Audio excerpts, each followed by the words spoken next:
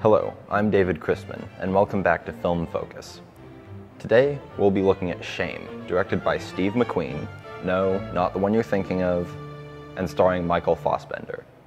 Shame is a film about a man named Brandon dealing with sex addiction, and his difficulties when his sister comes to live with him, breaking his ability to continue the lifestyle he's cultivated in order to feed his addiction.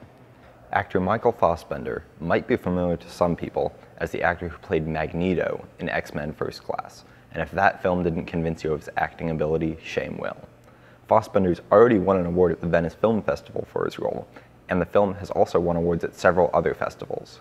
This is only the second film by British director Steve McQueen, whose first film, Hunger, about the 1981 Irish hunger strikes, also starred Fassbender. One thing that struck me about this film was McQueen's use of colors.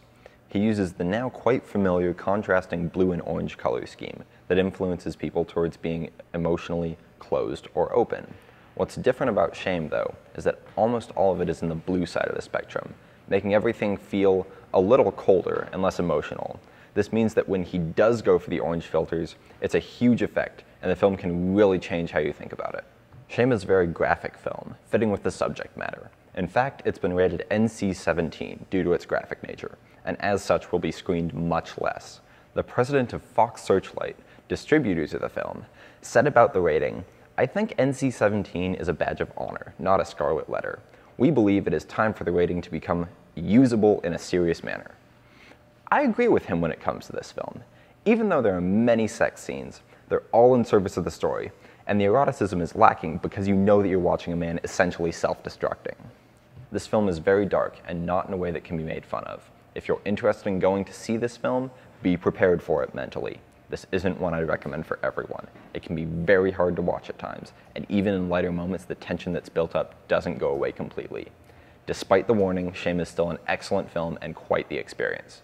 Just be sure to be ready for it, as it can give you quite the emotional and mental beating if you aren't.